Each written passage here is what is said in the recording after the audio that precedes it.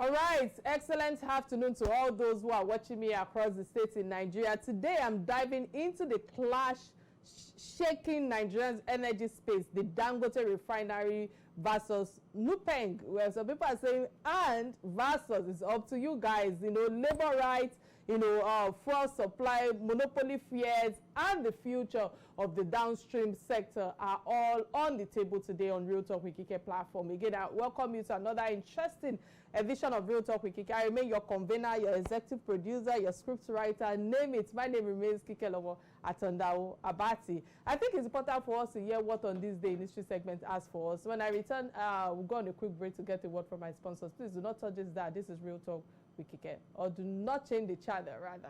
This is Real Talk with Kike.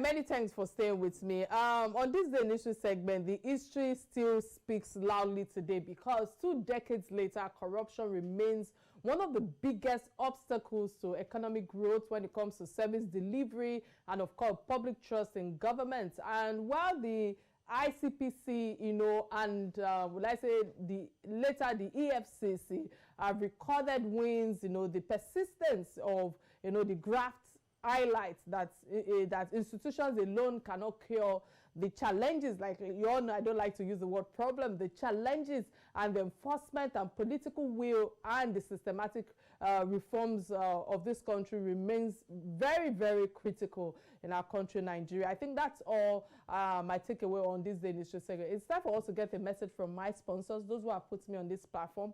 And when I return, I dive straight to the issue at hand. Please stay with me. I'll be right back. This is Real Talk with Kike.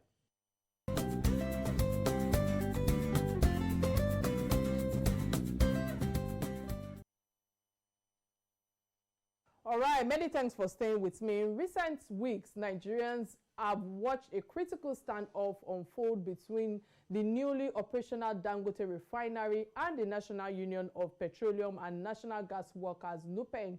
What began with the signing of a memorandum of understanding to protect workers' rights has quickly, spiraled into accusation of union suspensions, threat of strikes, and of course warnings of fuel supply disruption. And the Department of State Services have had to step in, summoning both parties to emergency talks. And meanwhile, Dangote industry has insisted it supports freedom of association and denied monopolistic ambitions, even as it rolls out thousands of CNG trucks to reshape distributions. And this controversy doesn't just pit a company against the union, it places the entire downstream sector at a crossroads. Will this refinery bring relief to consumers or usher in new bottlenecks is the question I'm asking today. How should labor rights be balanced against industrial efficiency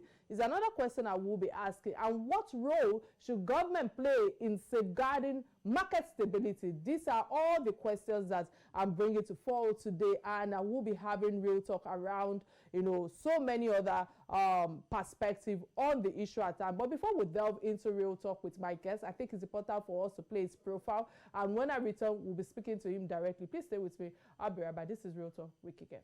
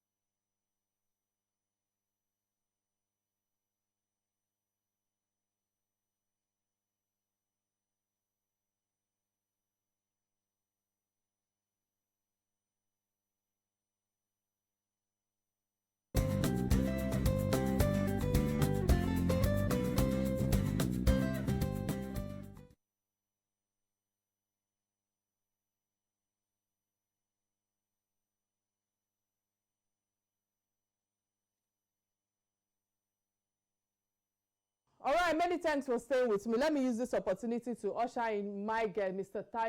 Aboyeji, the Nupeng Chairman, Lagos Chapter. It's a pleasure to have you on Real Talk with Kike today. Are you there, sir? Can you hear me? Yes, good afternoon. Thanks for having me. Excellent afternoon. Many thanks for creating time to do this with me. So let's just dive straight to the issue at hand, because Mr. Dangote has stated categorically that his refinery has ended 50 years of fuel queues in Nigeria, a problem that has persisted since 1975 to be precise. He also highlights that the refinery has also reduced pump price from nearly 1,100 naira to 841 naira in many regions, and is now a major forex earner through exports. Given this information or this informative national impact, does Nupeng believe that strengthening operations which have achieved what decades of government are yet to manage, or government management could not, is in the national interest? Because how do you respond to Nigerians who might see this dispute as a privileged argument while they are finally enjoying the relief that we've all been craving for a while? What's your take on this? Thank you. It's like I want Nigeria to understand Nupeng very well.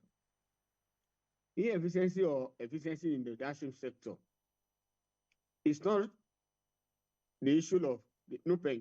It's about government and the operators in the sector. What Nupeng is saying is that we have tanker drivers, union, and whoever that comes to this business or come to this sector and has tanker drivers should allow those tanker drivers to join the union, to join Nupeng. That's the issue. We are not talking about the efficiency or the no efficiency of the downstream sector. Yes, Dangote acquire about 4,000 trucks. No matter the amount of truck he acquire, the driver that want to drive those trucks have the freedom of association. Let them join the union, which is Nupeng. We have two unions in oil and gas industry today, which is Nupeng and Pengasa. Somebody cannot just wake up today and begin to bamboozle Nigeria that he has his own union. Nigeria should prevail on him to let those tanker drivers to join the existing union, which is petroleum tanker driver branch of Nupeng in Nigeria. That's just it.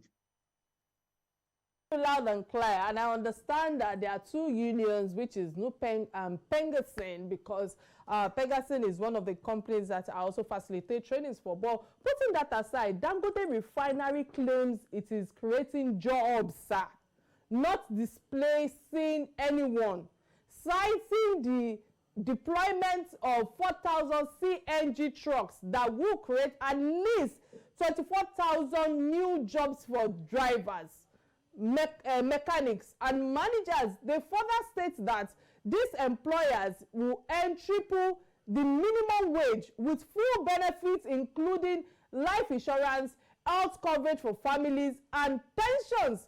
If this company is providing what many would consider premium employment terms, will I say voluntarily, why is it compulsory for union members or be a conversation or be non-negotiable? Because it seems as if it's the hill to die on it is another thing on the table. Is the principle of unionization, for lack of a better word now, more important than the tangible welfare of the workers, which the company claims to already to claim that they've already met, or it has been met? What's your take on this? Because listening to you with your first submission saying that it is either they join the union of Nupeng or Pegasin and all of that, there is no way forward. How do we move forward from all of this? All right. The level of Dangote that is creating a problem is refinery. Let me tell you, why Dangote is creating employment in its refinery, is creating unemployment in the other side. Prior to this time, we have about, for example, in Lagos State, we have close to 80 depots in Lagos. When Dangote came on board, Dangote refinery came on board, our expectation was that Dangote will be supplying this depot through the coasters. I mean, this depot will be bringing fresh fuel to Dangote and put inside their depot. As I'm talking to you now, most of these close to 80 depots are not in operation because Dangote has refused to supply them fuel. Why Dangote is exporting the fuel to Togo and some other places. And most of these depots in Lagos, they were laying off workers because of lack of operation. And if Dangote agree or supply them products, then those people will maintain their job. Why Dangote are creating employment in refinery is creating unemployment in another place. Let's come to the issue of truck. Before Dangote came, there are transporters who have trucks here and there. There are so many that have fleets of trucks. But Dangote came, we expect that, okay, you will maintain your refinery. Whoever wants to buy, there are 60 trucks. But suddenly you came, because he has set his mind to monopolize oil sector. You now decide to go and buy a truck. So what of those people that have trucks before? All of them are now out of business because you decided to from your depot to filling station free of charge. So those that have fleets of tankers, how do they operate? They have to sack the driver, they have to sack the motorboys, and their trucks will not have any jobs to do. So why is creating job on that side? It's creating unemployment on the other side. On the issue of wages of the drivers, let me tell you, the leadership, I give kudos to the leadership of the union. Not even know that all these things will come. The leadership of Nupeng has created a lot of welfare benefits for the tanker drivers. We have what we call insurance scheme for them. It's not about the humongous amount of salary Dangote is paying. There are a lot of all of that things that tanker drivers, the other challenges that tanker drivers are facing. Smile. You want to tell me that the antecedent of Dangote is a cement. It has a cement company. You are aware that most of these Dangote trucks, their activities in Nigeria. They drive recklessly. Yeah, it's not an allegation, it's what you are saying. Just of recent, they killed somebody, they killed one beautiful lady in Auchi.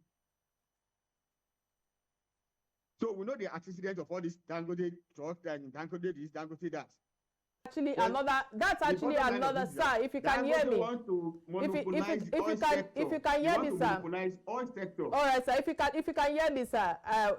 That issue of Dangote truck is another conversation regarding people it's killing and all of that. And I understand the passion and the grievances of people out there, but putting that aside, because we are concentrating on the refinery today. And Nico Dangote revealed that building this refinery that we are concentrating on as a topic was an expensive personal gamble for him, with experts warning him that only sovereignty nation build such projects. He also admitted that he had failed, that he failed in some areas. He would have lost everything to his lenders. We saw when he granted that interview, he framed this not as a business decision, but also a belief in Nigeria and in Africa. From this perspective, sir, how does Nupeng reconcile its accusations against a company that portray itself as a patriotic national saving investor? And do you see a risk that this conflict could deter other much needed private investors who are watching this situation closely, who are looking at us and they are wondering, why are we bringing all of this to the open? What's the way forward? How do we dialogue with both Dangote, Nupeng, Pegasus to find a way to unify everyone to one table? Yes, all what Dangote is saying, I mean, all what he's selling to Nigeria is just a Greek gift. It's just a Greek gift. Dangote, when it goes to cement industry, what did they do? It drove away everybody. Does it mean because Dangote has refinery, every operator must possible? Is it possible? Apologies. Don't forget your thought process, sir. Is it possible you move a little bit, a little to the back so that we can frame your face properly? Fantastic. No, maybe not. Don't sit lay back. Can you please sit a little bit up? Can you please say, okay, fantastic. Yeah, it's much what is well framed now. Thank you. Please go ahead with your thought process. Well, let me repeat what I said. I said all this claim by the Dangote company is a great gift. It's the same scenario when he started the cement company. He came, he wants to do this for Nigeria, he wants to do that for Nigeria.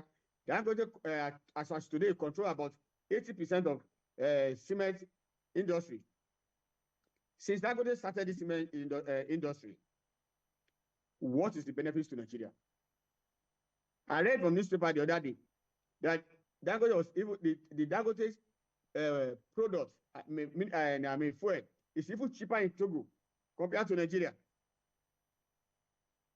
And somebody is there babusing us that everything is for the benefit of Nigeria.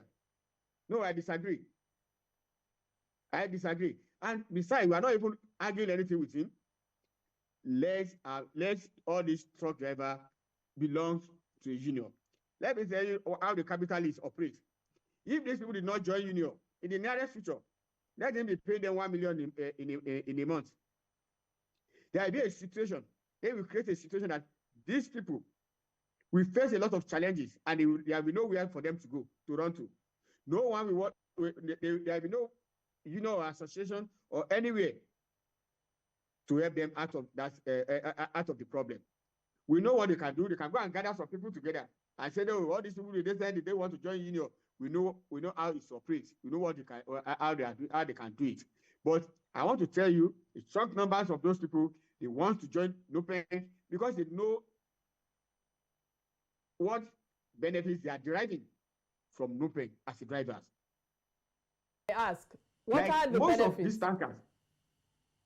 Yes, let me tell you, most of these trucks, if they load from Lagos, for example, to any part of the country, there is no place they have issues or challenge that they will not see any union member or any union leadership that will attend to their problem.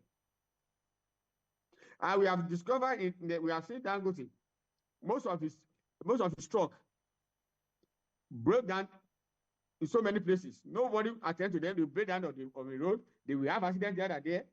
Nobody will attend to them. But unlike tanker driver, anywhere tanker broke down in Nigeria, you will see the petroleum tanker driver leadership attend to that result. I think it's an infrastructural issue that is on ground. So don't let anybody babble us with a great gift.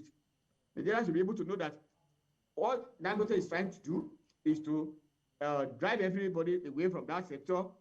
So by the time, after you have succeeded in doing that, they will not be able to determine how much they can exploit Nigeria, just as he is doing in cement industry. For that insight right there. But listening to you with your last submission, I'm wondering that most of your thought process or your points is based on infrastructural issues that we are all suffering from on all sectors. But let me put that aside, because a core part of Mr. Dangote's argument is that industrialization, not importation, will grow Africa's economy. You know, he wants that relying on imports means exporting jobs, you know, and importing poverty, and calls for a Nigerian first policy. You know, again, listening to you, doesn't a stable, productive Dangote refinery which has made Nigeria the refinery hub of Africa, perfectly aligned with the economic sovereignty and job creation that unions traditionally fight for, sir. Could this dispute not be reframed from Dangote versus Nupeng to a partnership for industrialization versus importation? That is why I'm seeking for dialogue, while everybody can come to the table and look for a solution for us to move forward. Thank you. Exactly what you are saying, the partnership. Before Dangote came on board, in Nigeria, we have close to over 400 depots and farms where tankers are loaded. All those tank farms owners, they are also a privately owned. They partner with Nupeng, and everything is going on smoothly. Dangote met all these people on ground, and all those people, all those tank farms allowed all their members. They have tankers also. They join union. Nobody raised any eyebrow.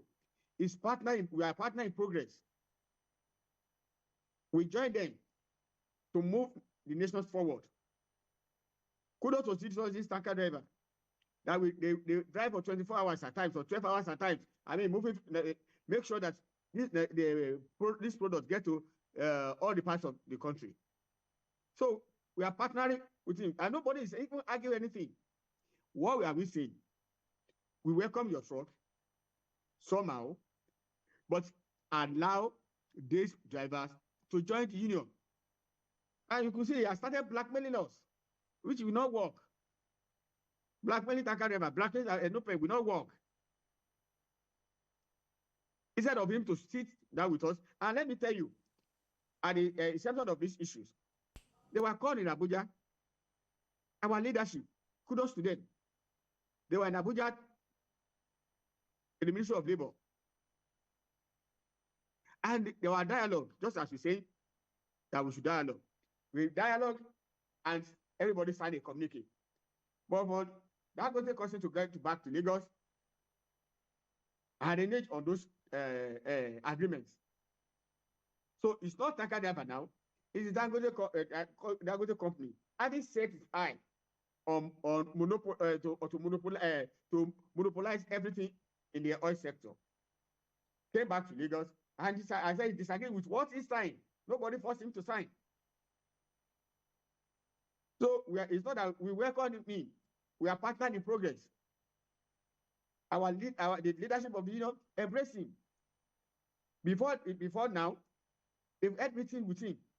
More than 3 locations or 3 locations for them to at least to collaborate, to find ways how they can collaborate. But let me tell you also that in all Dangote company, he has never allowed any unionization. Why? Because he wants to exploit workers. Forget that I'm paying them whose salary and do this. All those is just to attract people and to attract empathy. We know how it started in cement sector. We know how it started in sugar sector. All those things it's just to boost Nigeria that yes, I'm anywhere. At the end of the day, it's to exploit Nigeria. How much are you buying cement today? That's why the fact that Dangote is controlling about 80%. How much are we buying it? So we are not in any issue. We don't have any issue with him. But less than let this tanker driver join the union, which they are ready to. You're saying you are ready to, but the refinery. You are saying you are ready to, but the refinery has explicitly, stated that he has no plans to enter the retail market and even decline to acquire filling stations. Aiming aiming that instead of him to supply the existing market, it also will reaffirm it to open to partnership that I've been talking about earlier, and also collaboration with other stakeholders. But with what you have shared thus far, you are making it's sounding, not that you are making it sounding like Dangote has a monopoly to issues, given that this issue at hand in terms of collaboration rather than domination, it's sounding like he has domination over so many sectors like cement, sugar, citing it as an example to buttress your points regarding the refinery and its focus on production and wholesales, you know, which is like an accusation of seeking a monopoly in the downstream sector, which seems valid with some of the examples that you have laid. Or should I just say based on the fear of a new or more efficient pyramid that changes the old way of operations? Now that you have cited that, how do we move forward? Understanding that this is what he has said, this is what he is saying. We must find solution aside the fact that he's saying he doesn't want to enter the retail market and he doesn't want to join collaboration with the unions. No, well, you said going forward, let Dangote go back to the agreement signed on the 9th of September 2025 with Federal Ministry of Labor, and that is just the only way out of it. He has escaped that the truck drivers can join union. So let's go back to that agreement. And I keep on telling you, Mark, just look at antecedents. Look at antecedents of Dangote company. Nigeria should not let anybody bamboozle them with something that is not realistic. Now, most of you are feeling that because you have empathy on him today because he was saying this, all this one is to gain the market. Well, it's his business. It's his business. But do we benefit from his him dominating the market? Do we benefit from it? What is benefit? I keep on saying, what is the benefit with driving when it dominated cement sector? It dominated sugar sector. What is the benefit? And that is why he's driving us. It's better Nigeria begins to realize that. That is why he's driving us.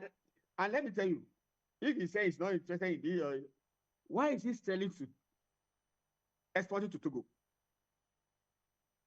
And he cannot supply all these depots in Lagos or some other depots in Nigeria. Why? If he's not ready to dominate, he's not ready to monopolize everything. Why is he not selling to depots in Nigeria? He should have sold to depots in Nigeria for truck, or people that want to buy from them to go there and buy. But you now say, no, you are the one that you are refining, you want to sell, and then again you want to transport. So why is he saying he's not trying to monopolize the whole thing? He wants to dominate the market. All right, let's go on a quick break. Let's go on a quick break. There are people in this sector, and the sector is moving on well. All right, let's go on a quick break, sir, to get a word from my sponsors. When I return, the conversation will continue. This is Real Talk with Kike.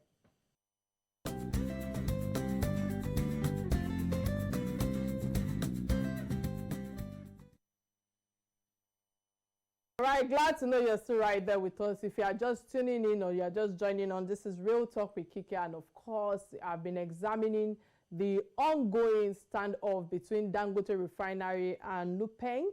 You know, a clash that could reshape Nigeria's downstream sector. With us is Comrade Aboyeji, Lagos State Chairman of Nupeng, helping us to unpack the issues from workers' rights to fear of monopoly and the government's role in sustainability or stabilizing rather supply, you know. And of course, you know, I want to say many thanks for those who have been watching us across the states. Again, I will be digging deeper into the implication for ordinary Nigerians at the pump. I think that's the conversation I need to concentrate on right now. Again, I want to say many thanks, Comrade Aboyeji, for all that you have shared thus far. But let me use this opportunity to open the phone lines for those who are watching us across the states. Remember that you can be part of this conversation by calling the studio number that is showing on your screen right now. And we're streaming live on Facebook, both on Real Talk with Kike platform and on Silverbird platform. Sir, again, thank you so much for all your insights. But given that the Dangote refinery currently supplies approximately 360,000 barrels per day of refined products, and of course, represents a crucial national asset in eliminating Nigerians' fuel import dependency, how does Nupeng justify potentially disrupting operations through strikes that could return Nigeria to fuel scarcity conditions? The refinery has already caused diesel prices to drop by over 30%, if I'm right, in the past year, and made petrol prices in Nigeria lower than oil-rich nations like Saudi Arabia, from all the information I've gathered. So in this context, don't you think, sir, that the economy benefits of uninterrupted production overweight the union's immediate demands, sir? You mentioned Saudi Arabia. I gave you an example of Togo, very close to Nigeria here. Dangote is supplying them fuel, and it's cheaper than Nigeria. So which benefit is it refining in Nigeria? If it's supplying Togo, and it's cheaper there. So we are not even talking about the price or no pricing. We are not the operator. We are not operating there. Our own is the time to lift these products to wherever I want to take the products to. For goodness sake, Dangote should allow our members to breathe. If you allow them to join, you allow them to join Nupeng. Nupeng is only a umbrella of all the oil workers. All the Nupeng and Pegasan are the umbrella of oil workers. So, and see, for the past how many years, even when there was fuel scarcity, nobody had removed fuel scarcity to tanker drivers. As long as the products are available, tankers are ready, the drivers are ready to roll the tanks to go and pick and deliver. And nobody, even from NNPC depots, no one has accused that tanker driver of sabotaging anything. So that's what I want to tell you. He has an hidden agenda by saying that our members that without that truck will not join Nupeng. He has hidden agenda. He should tell us why. Then for those that have been for those depots that have been operating all this while, and they allow tanker driver to operate, did anybody complain of bad activity of tanker driver or Nupeng? No. The members have discharged their responsibility efficiently. Other rain, other sun. During COVID-19, everybody was at home. It's only these tanker drivers and move these products everywhere. So the kudos will be given to them. So, excuse me.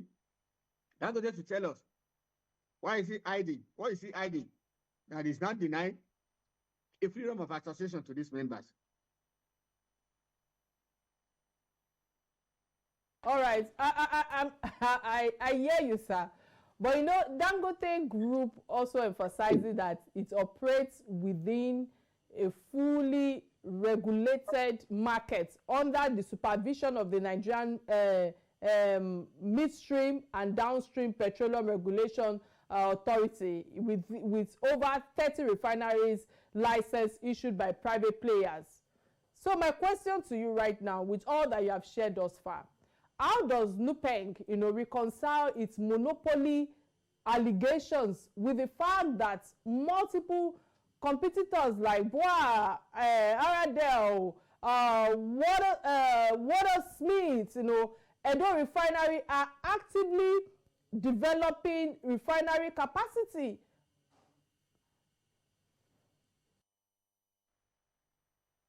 You are talking about Dangote.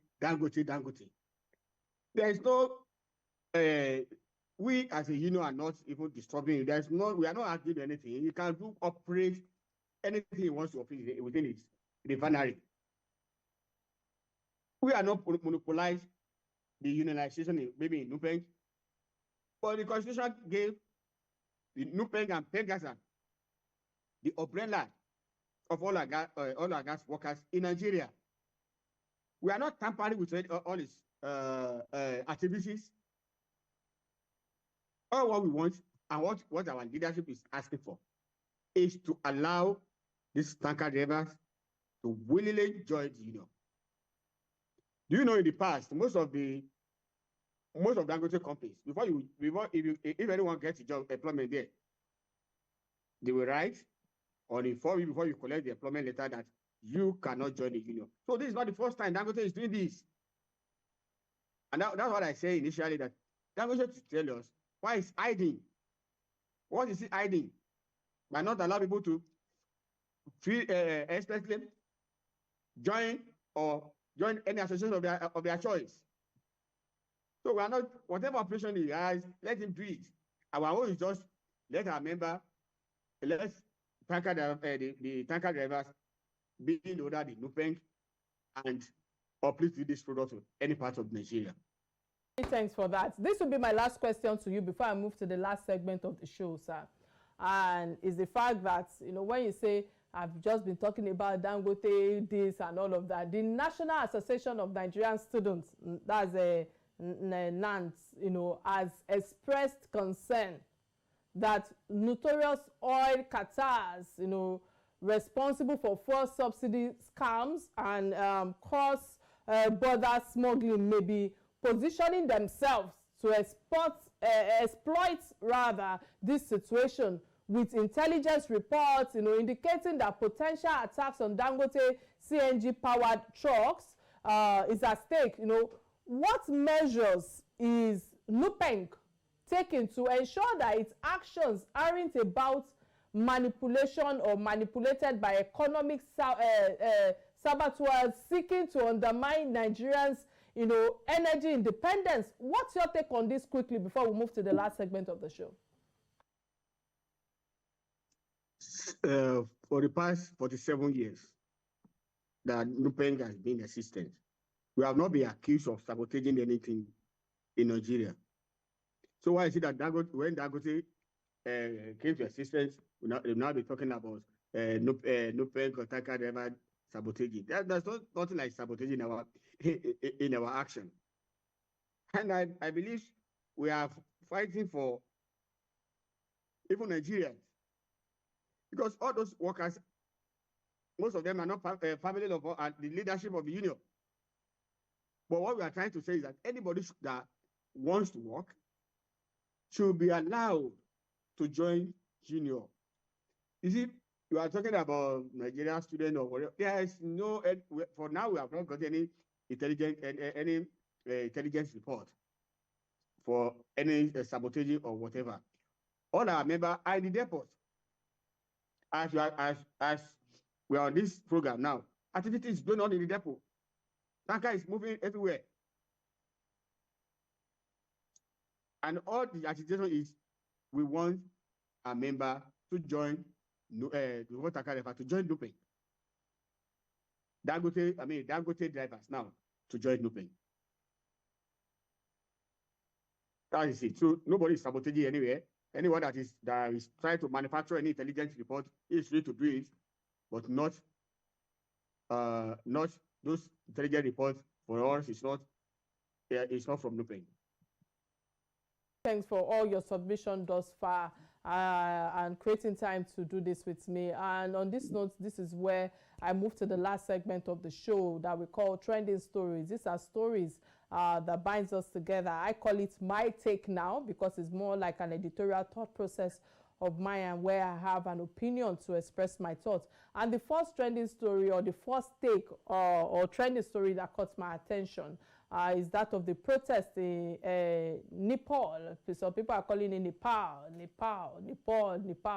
And the lessons for Nigerians is what I felt like I needed to emphasize on, using this issue to illustrate my point, because there's a lot looming on our hands when it comes to social media regulations, and we can see that reflected in the outburst and protest of Nepal. And it's equally rather, important to note that the majority of those involved in this protest were youths, including students, and which bears a striking resemblance to what we experienced during the EndSARS protest in Nigeria. Bringing this back home for me was necessary because there are many lessons for us to learn from. It just shows the growing power of social media, and it also reflects the influence that young people have in their hands in terms of regulation of social media that has always been a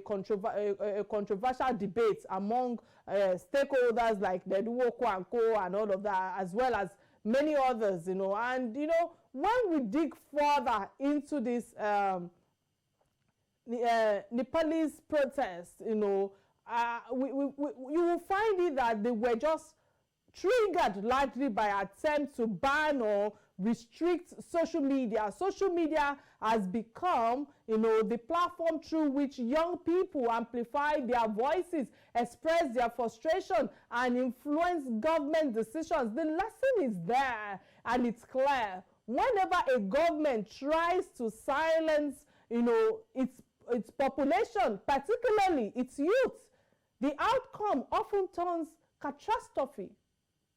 That being said, I just feel that young people also need to ensure that there's movements or there's movement and criticism are constructive, because this movement of being constructive is key in terms of developmental and direct growth towards the public good in Nigeria. So the debate about regulating social media continues because of the undenied power it gives to youth on platforms like Instagram, like YouTube, like WhatsApp, name it.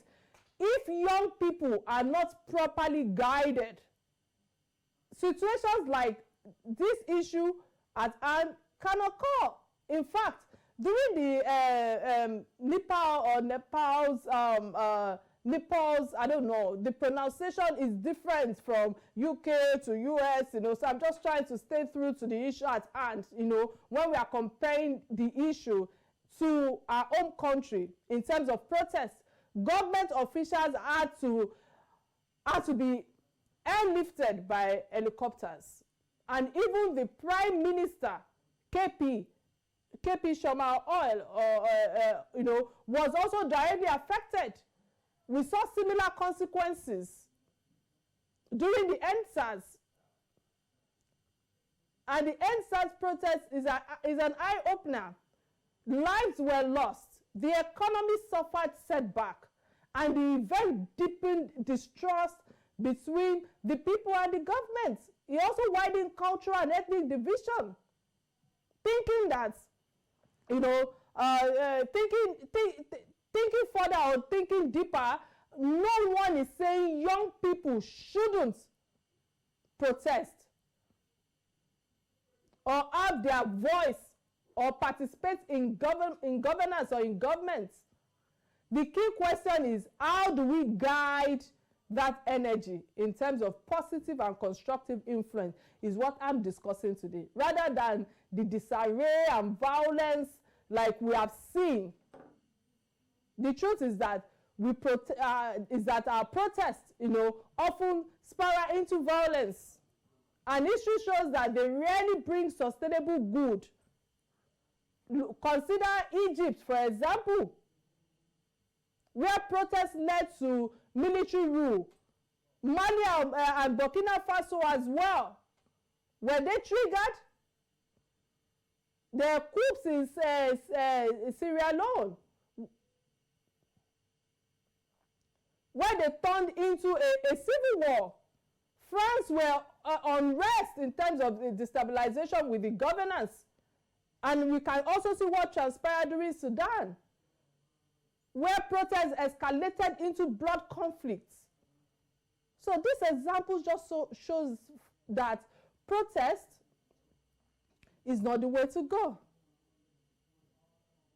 While it's powerful and can also carry destructive consequences, I've also believed that dialogue, meaningful youth involvement in governance offers a better path to the issue at hand. When the voices of young people are included in decision making, synergy is created. that synergy bridges the gap between the government of the day and its youth population. Leading to more inclusive, prosperous, and sustainable outcome, which is also what I'm debating on regarding the Dangote refinery and the unions. How do we move forward from this? I think that's my take thus far on this issue at hand. But before I come to my guest to lend his voice, let me quickly move to the second trending stories that caught my attention and give my take on it, because Festus Keyamo, SAN, warns that he reflects on the assassination of U.S. political activist, that's Charlie Craig, and the killings of Charlie Craig is a tragic reminder that violence is never the answer. No matter the situation, grievances, or disagreements, taking another person's life outside the due process of law and justice is unacceptable and must be condemned in the strongest term. The alleged killer, Tyler Robinson, did not act in isolation of influence, if you ask me. Acts like this often stem from wrong indoctrination, indoctrine, in terms of negative influences or dangerous online exposures. This is why I believe that parents must pay closer attention to what their children consume online. Certain video games, social media platforms, following any random people on social media, extremist, channels that are not shaping the minds of the children positively, planting seeds of hate, dislike, violence, and indoctrinating young people without their knowledge. I just feel that we in Nigeria must learn from this tragic situation as well. Let us eliminate that threat of violence, that hate speech, that bigotry in our political landscape. Words carry weight, and unchecked words can push vulnerable minds towards destructive actions. Nigeria is at a fragile state. However, we look at it. Our challenges demand unity, dialogue, constructive engagement, no violence. Citizens, leaders, our top leaders, especially the youth, must commit to meaningful conversation that foster peace, growth, and development for our country. Only then can we now build a society where democracy, justice, and progress will thrive. Sir, let me come to you quickly. What's your take on this trending story? Okay, I think we lost the connection to my guest. Let me just say many thanks for all that you have shared thus far on this refinery issue. And we hope that there will be a solution or a dialogue where everybody can move forward with the union. Indeed, I had a resourceful guest, Comrade Aboyeji, Lagos State Chairman of Nupeng. Many thanks for creating time to lend your voice on issues that affect us all. My name remains Kekelomo Atanda-Owo Abati. Till I come your way on Thursday, please remember to catch me live on Inspiration FM tomorrow at 5 p.m. your drive time talk show. Bye now.